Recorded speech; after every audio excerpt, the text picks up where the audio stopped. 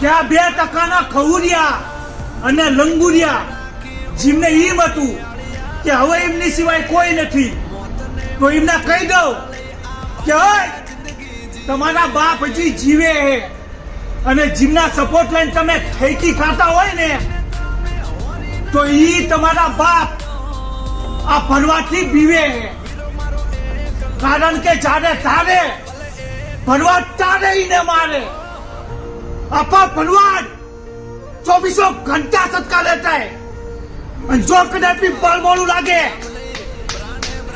तो व्यव बड़ी चीजों बठे और दुश्मनों मारा अठे.